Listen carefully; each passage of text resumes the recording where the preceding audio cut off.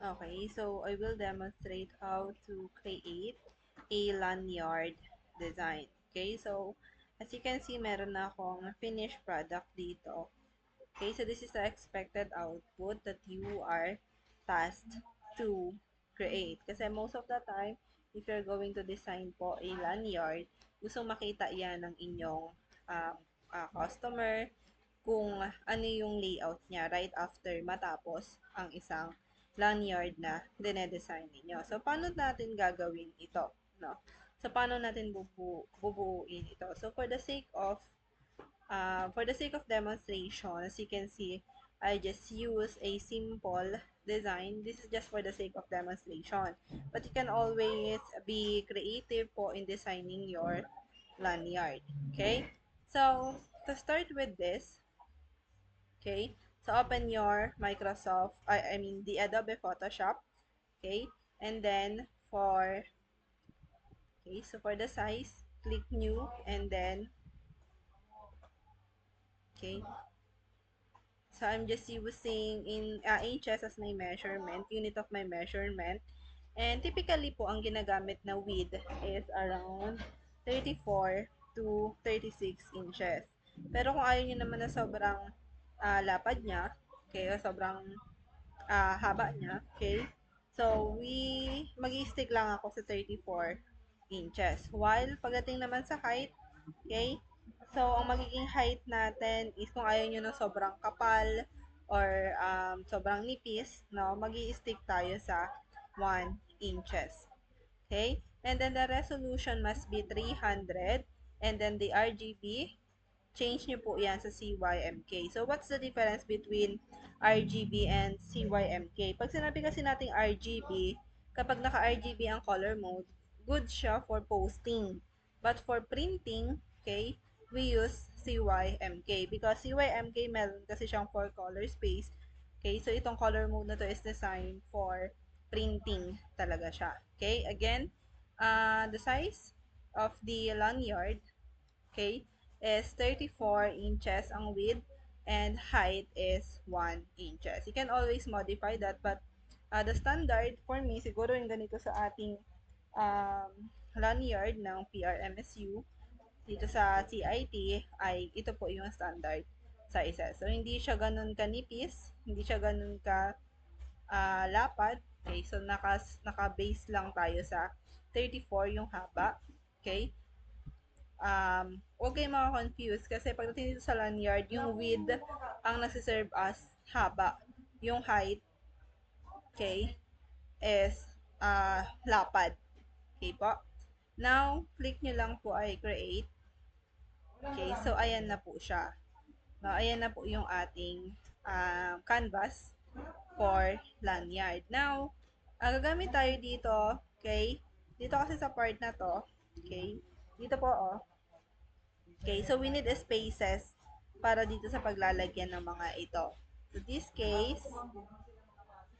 this case, i-drag ko lang itong ruler. Pero kung if ever sa Photoshop niyo is walang ruler, click nyo lang yung view and then select nyo po yung rulers. Yan, again, view, and then click nyo lang, check nyo lang itong rulers.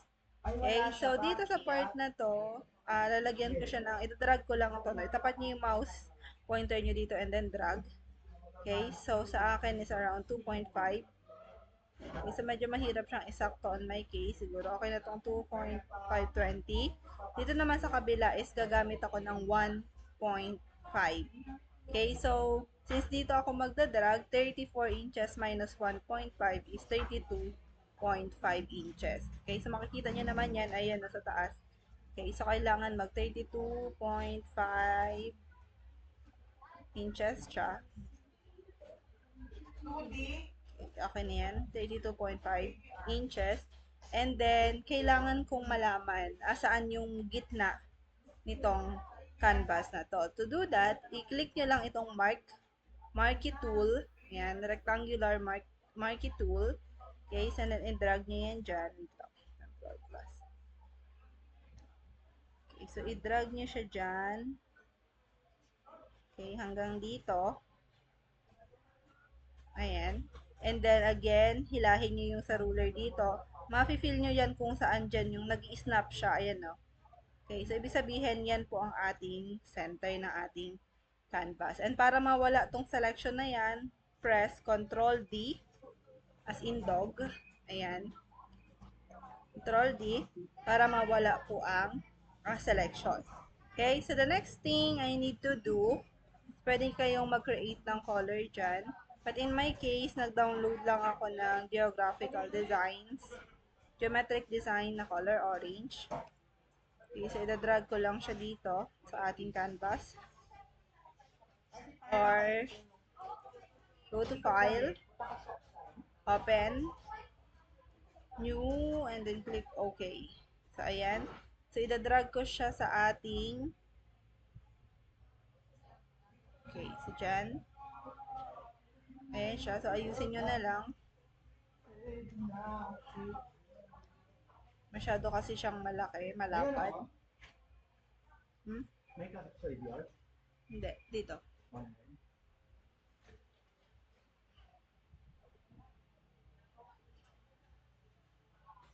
Okay, so wait lang.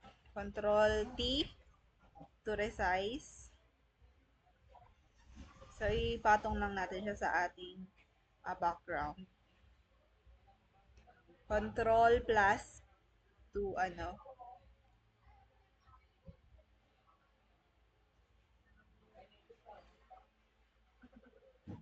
Okay, siguro okay na siya. Okay, and right after that, ano ba yung next na gagawin natin? Let's check. So, meron siyang nakalagay na text na industrial technology. But you can always be, ano po ha, creative. Okay, so marami namang different design ng lanyard. So, ayan. Okay, yan. So, napakaraming pwede ninyong gawing inspiration.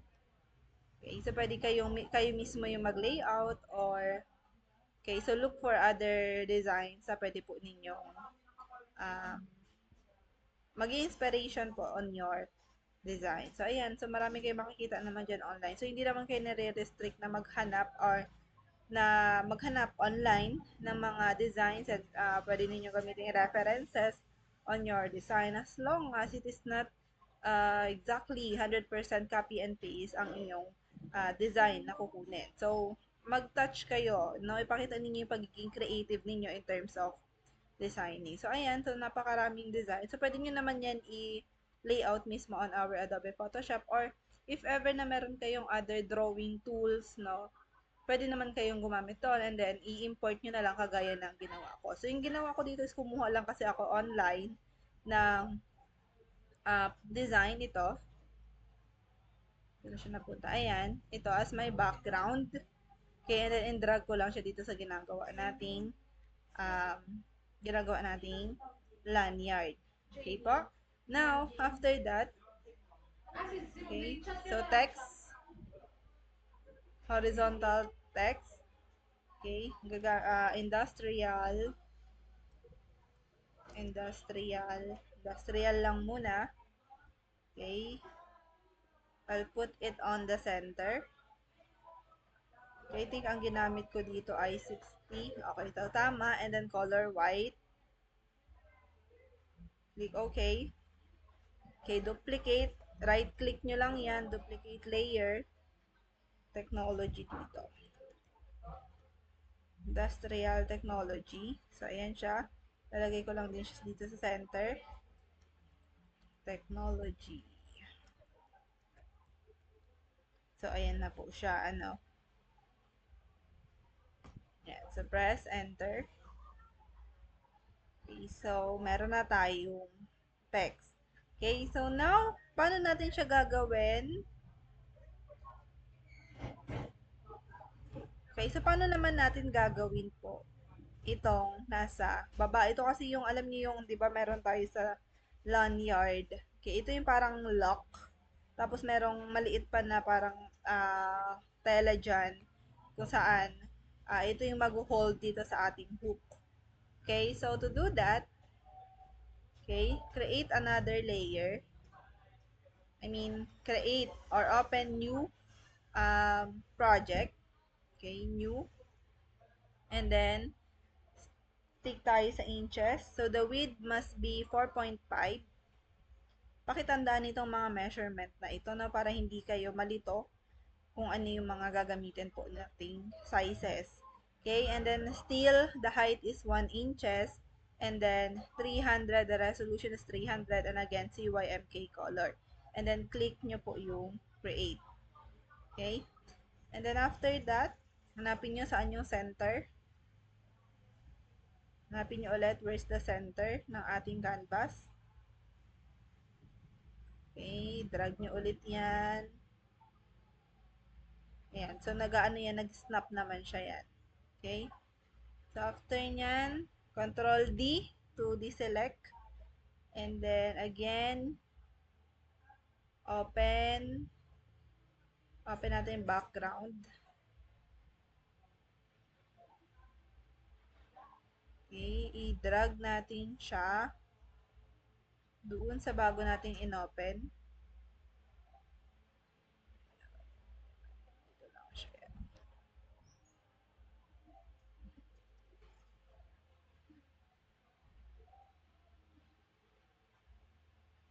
Nag-duplicate ang ating, wait lang. Okay, file, open ulit natin siya.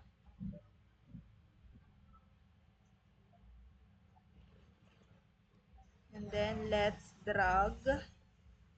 Drag nyo lang yan. Make sure na napipindot po ninyo itong move tool.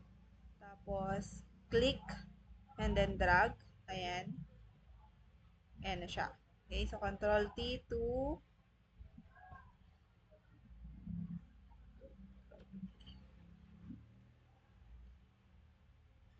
so, ayan na po siya, no? Okay, so, ito yung tinutupi. Kasi this will serve as the hook. A holder ng ating hook. So, ito yung center. Now, lalagyan ko siya ng another text. Horizontal text. And then, siguro, let's type CIT na lang. And make it color black. Okay. Sa design na ginawa ko is color white ito.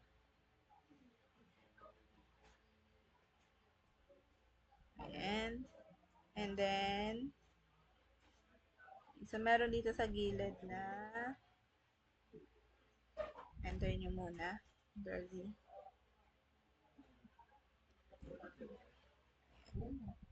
So, masyadong malayo yung mga spaces niya.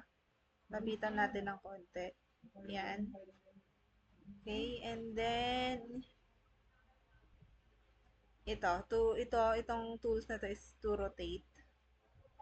Okay. Control T. So, pwede natin siyang i-rotate.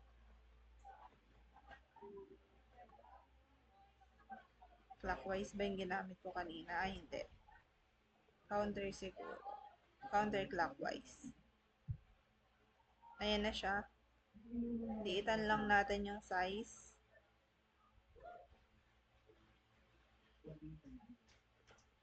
Okay. Masyadong malaki. Siguro 30. Okay, so okay na tong 30. So, hindi ko siya isasagad dito sa pinaka-center. Kasi dyan, itutupi yan. Hindi din yan makikita. So, mga banda dito sa baba. Okay? And then, ilalagay ko yung logo. Ito yung dapat meron siyang binubutas kasi yan dito. Okay? Yung, tignan nyo yung ID ninyo. Merong maliit na bilog na yun yung pang-close nitong edges nitong maliit na ito. But in my case, meron kasing mga pin na gano'n na pwede mong ipaburda yung logo ng CIT. So, where's the logo ng CIT? Saan ko siya nilagay? Okay, so kung wala yung logo ng CIT, kunin ko na lang ulit. File, open. Nandito lang naman yan sa aking downloads, sa aking local folder. Ayan. Kung makikita ninyo kapag idadrag ko itong buong CIT, hindi siya naka-PNG file. JPEG file siya. Sa ganong case, click nyo lang yan. Okay, Magic Eraser tool. Okay, and then mawawala na po yung background color niya. Okay? Then, click nyo again yung move tool. And then, drop nyo siya dito. Ayan. Control T. Sobrang laki ng logo. Hold yung shift para hindi pangit yung pagkakabilog niya.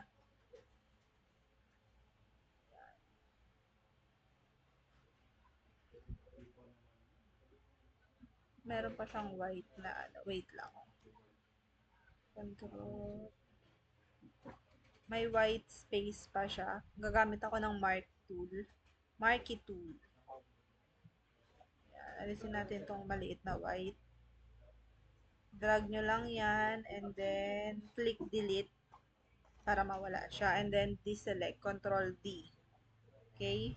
Go back to the logo. Control T to resize.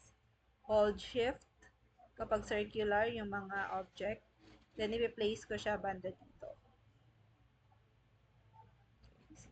Dito sa part. Okay na dito. Ayan. So, meron na tayo yung maliit na mag-hold ng hook. Okay? Then, let's go back to this part. Okay? So, kailangan kasi natin siyang i-layout ng ganito. Okay? At para gawin yan, punta tayo dito again. Click nyo yung marquee tool. Okay? But before that pala, no? Select nyo to lahat. Select nyo lahat yan. The text, the layer. Okay? And then, press Control, Shift, Alt, and E. Kung makikita nyo, nandiyan na siya lahat. Magkakasama na sila. Ayan na siya.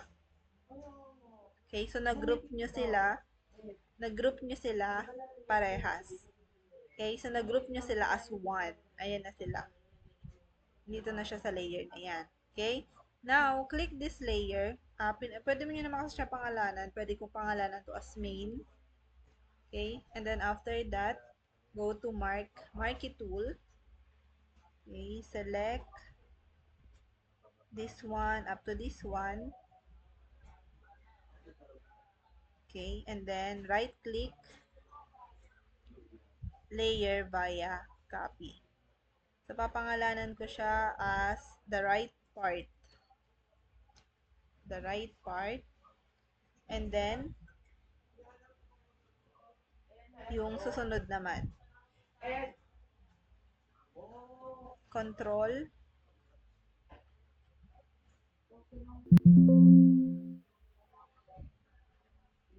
Okay. So, i-make sure. Ayan. So, press nyo lang yung control. And then, ilipat nyo naman dito sa part na yan. And then, make sure na nakaklik po sa main. Right-click. And then,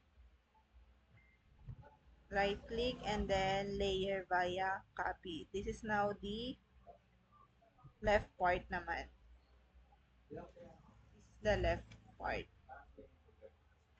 Okay? So, after nyan, meron na kayong left and right na part. Okay, copy nyo lang ito. Meron pa tayo pala yung back. Itong part na to siguro. From here to here. Make sure again na nakaklik yung main. Right click and layer via copy. This is our back part naman. Back part. Okay. And then, open. File, open new. Mali. Go to file, new, and then select A4 size bond paper. Okay. Resolution 300 RGB CYMK. Click create. Go back to this. Ay, wait. Dito. Tapos, i-copy nyo po itong tatlo. Itong one, left, a right, and back na part. Okay, so, i-drag natin siya dito sa ginawa nating bagong folder. So, ayan na siya. Control T to resize. Masyado kasi malaki yan. For ano lang naman yan, for dito, for design na pwede nyong ibigay sa mismo sa client po ninyo or sa customer ninyo. So, drag nyo lang yan. Masyado mataba. Masyado pang mahaba. Okay. And then, right click. Rotate counterclockwise. Okay. Enter. Deselect. Okay, so this is the left part, technology. This is the right part, industrial. And this is the back part. Okay, control plus. Select ko sila ulit, masyado silang maliit. Control T.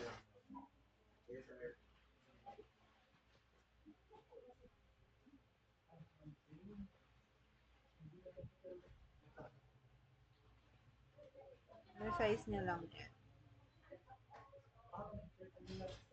Okay, and then okay. And then duplicate, i-group ko lang ito. Okay, and then duplicate yung group, right click, duplicate group. Okay. And then itong buong group na ito, i-select nyo control T. Lalagay ko siya dito sa part na to. Okay. Enter. Yan, mamaya na yan. Gagamitin ko yan mamaya. Okay? And then this part, the industrial technology, i-rotate natin tong technology. Control T, rotate 180 degrees. Ayan. Industrial technology. And then,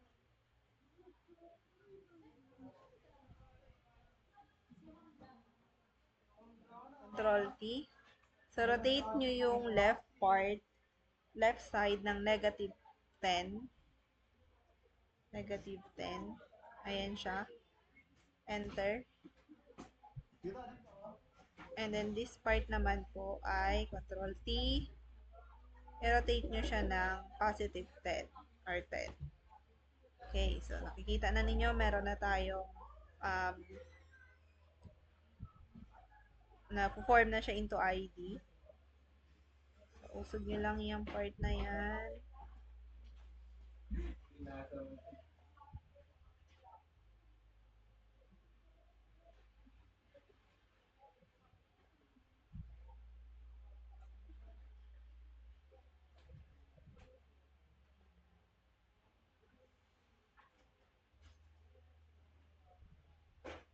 Okay.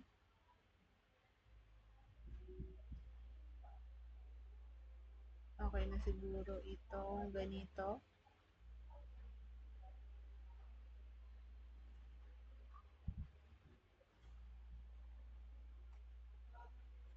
Pantay ko nga, wait lang. Industrial technology. Yan. Saglit lang.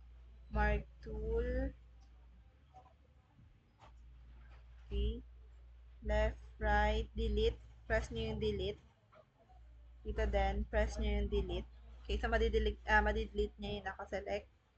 Then, another. Siguro this part.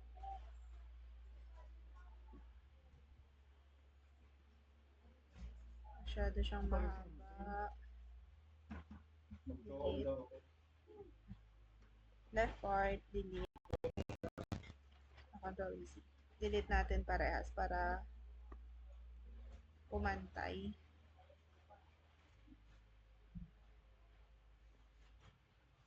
So, delete natin. Another one yung right delete natin. Okay? Control D to deselect. And then, ito namang part na to, Okay, so rotate natin. Control T. Right click. Siguro clockwise. Yan. So, dito siya sa back part. Dito siya sa back part. Sub lang natin konti.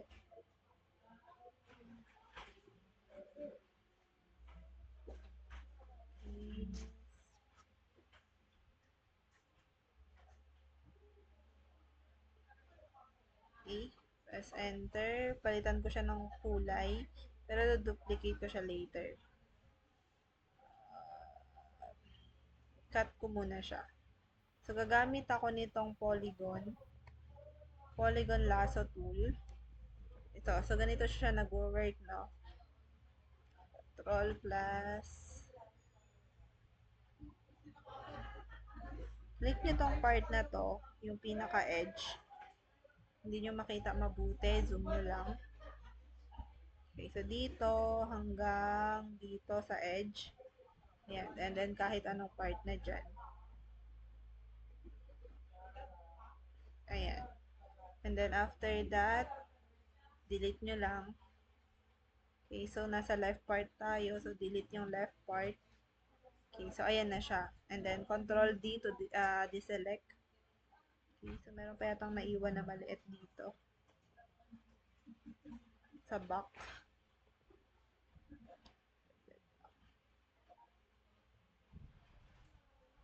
I-eraser tool ko na lang. Yung naiwan na maliit.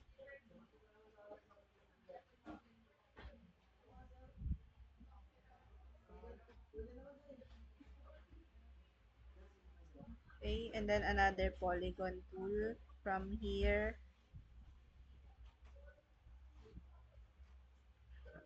Masyadong maliit.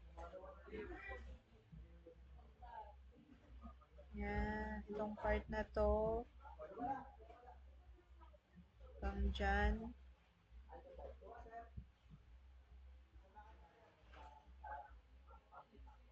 Yan, yan. Okay, so buburahin natin yan lahat. Okay, back part, delete. Nasa right part na tayo, so delete. So, ayan na po siya, no? Control D, Control minus minus. So, ayan na siya. Okay, pero, as you can see dito sa part na to, supposed to be this is the back part. Now, if it is the back part, duplicate nyo yung back part. Duplicate layer. Okay. And then, palitan natin siya ng kulay na black. Okay, dito sa back part, copy. Yan, nakukulayan lahat. Mali. Okay. Kailangan nyo lang siya isa-isahin. Oh. Ayan. So, this is the back part. So, kapag ganyan nyo tutupian yung lanyard, of course, that's the back part. Pero itong part na to, okay, so ilalagay lang natin siya sa taas. As proof. Yan, ganyan lang. I-drag nyo lang yan sa taas. Okay, so ibig sabihin, ito yung design ng back part nito. Okay? Yung nasa outside part. Okay, this is the inner part kasi. Okay, and then, nakagroup pa siya lahat. Madali nyo kasi siyang mamumove kapag nakagroup siya. So, Control T yan. Control minus. And then, pwede nyo kasi siya, mas madali nyo siyang i-move ng i-move. So, meron tayong hindi naburang part dito sa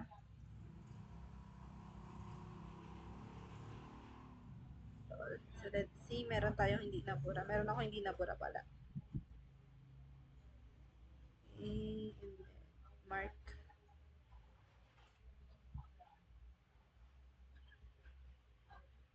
Dito sa copy, back part, delete, back part, copy, delete. Ayan yung mabura.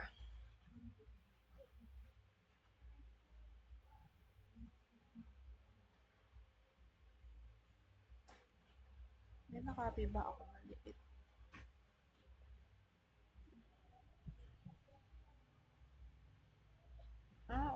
Control C. Nasa ano siya? Nasa right part, kaya hindi siya mabura. Saglit. Right part, I mean left part, delete. Ayun. Kaya pala hindi siya mabura. Okay, Control D to deselect. And then, let's create po yung pang-lock, the block part. So, ako gumamit lang ako dyan ng shape. So, ayan. Siguro ganyan. Triangle, rectangle, or square.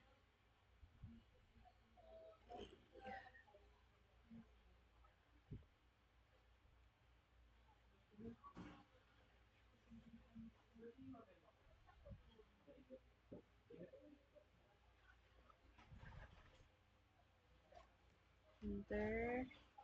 Itong part na to ay lalagay ko sa pinakataas. Ayan, para mapatungan niya yan. Ayan. And then, okay, so meron na tayong lock. Control. Yan na siya. Next naman po is ilagay naman natin ito. Okay, so itong ginawa natin.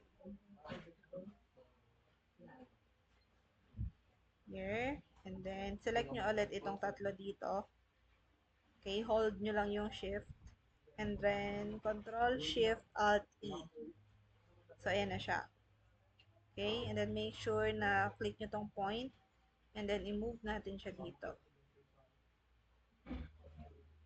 Ayan. So, resize na lang natin siya. Control T.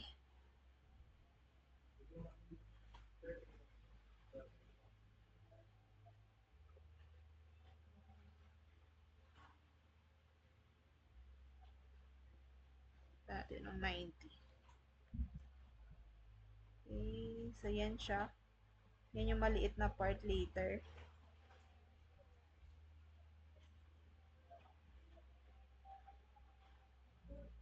Ayan. And then, duplicate the layer.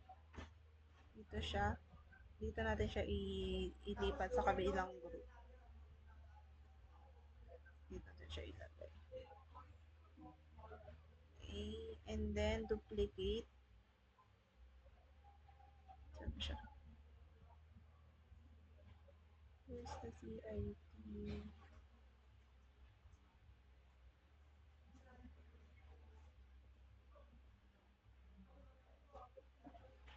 Duplicate natin siya. Layer 1 copy. So, ako, pwede kayong ano dyan, para hindi kayo malito sa dami. I-rename nyo po yung mga layer. Yan na siya. Na-duplicate ko na siya.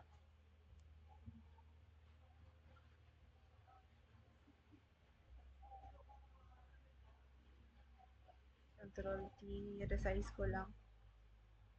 Para kaparehas niya ng taba. Yung nandito. Okay, since medyo mahaba siya, iilalim ko siya sa rectangle. Ayan. Taas ko pa konti. CIT. I think itong part na to is medyo mahaba. Taas natin. Medyo mahaba yung part na to. So, i-cut nyo na lang yan. Kung nahabaan kayo, kung nahabaan ako. And then, delete. Control D. And then, search nyo lang sa Google. Okay. Search nyo lang sa Google, hook. Yan. So, in-copy ko yan. File again, open. And then, nandito siya mapupunta. Ito na yung hook. Ito yung hook. Ayan. And then, i-move natin siya dito sa kabila. Saan na yun? Ayan. And then, drag and drop. Masyadong maliit. Control T. Shift. Resize nyo lang.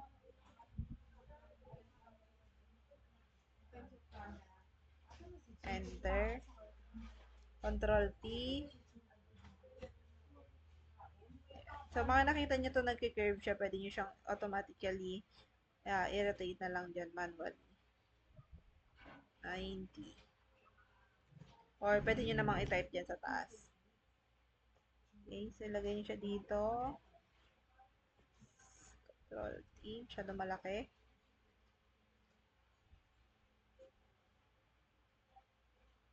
Okay, so ilagay natin siya sa ilalim ng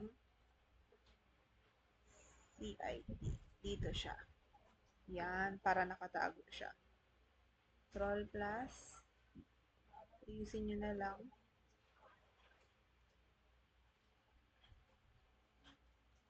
Ayan. And, meron na po tayong layout for our lanyard. So, ganun lang siya, no? Ganun lang siya kasimple. So, ganun po yung kailangan ninyong gawin. So, follow the given measurement. And then, na-introduce ko sa inyo yung paggamit ng polygon lasso tool and yung paggamit po ng rectangular marquee tool. So, basically, ganyan lang ang gagawin po ninyo. It's really up to you po on how are you going to be more creative po in terms of designing. So, this is just a simple design for the sake of demonstration, but you can always be creative po. So, what are you going to do? Anong lanyard yung gagawin po ninyo? So, ang lanyard na gagawin ninyo is based on the design brief na binigay ko sa inyo. Kung House of Italians yan, so the prime properties ba yan, the berries bloom ba yan, yun na kung ano yung nasa sa inyo, yun po yung gagawin po ninyo. So, the description, the design brief description, ay provided na sa inyo, midterm pa lang. So, yun po yung gagawan po ninyo ng lanyard design. Okay? So, this is the end of my presentation.